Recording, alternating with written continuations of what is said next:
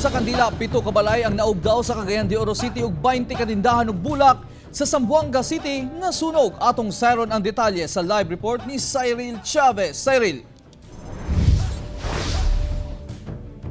Yes, Real, iyahay na lamang og diskarte ang mga residente sa usa ka barangay sa Cagayan de Oro City aron dunay masalbang butang. Samtang ang iladong baligyaanan og bulak sa Zamboanga City naugdaw sab.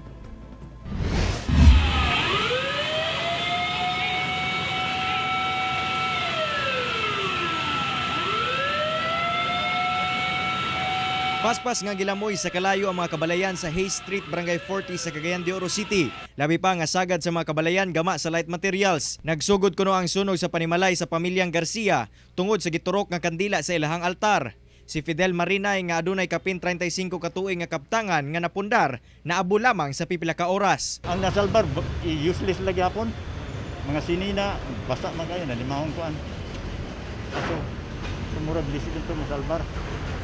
Mga about, ang nasalbar siguro mga 10 or 9% lang. Nagsugod ang kalayo bandang alas 3 sa hapon nga gisaka sa ikatulong alarma. Naglisod ang kabumbirohan sa pagresponde tungod sa kapiot sa dalan. 7 ka mga balay ang naugdaw samtang padayon pang gisuta ang damyo sa sunog. Mihatag gilayon og relief food packs sa mga apektado ang City Social Welfare and Development Office. Concrete pero ang na-damage yung pag-ayo katong kuan kato ang mga kuan karaan man gud siya. Mga karaan nga building mga wooden man to siya. So dali kay siya kuno sa kalayon. Samtang sa Zamboanga City, pasado alauna Huwebes sa kadlawon, nasunog ang 20 ka mga tindahan ug bulak sa sikat nga Bagsakan Center sa Santa Cruz sa maong syudad. Nagsugod ang kalayo sa tungang bahin sa Gambalay. Midanyos og 400,000 pesos ang sunog nga padayon pang ginaimbestigahan. Wala hinoy nasamdan sa insidente.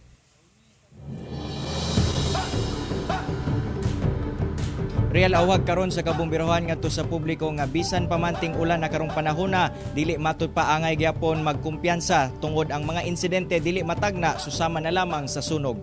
Real. Daghang salamat Cyril Chavez.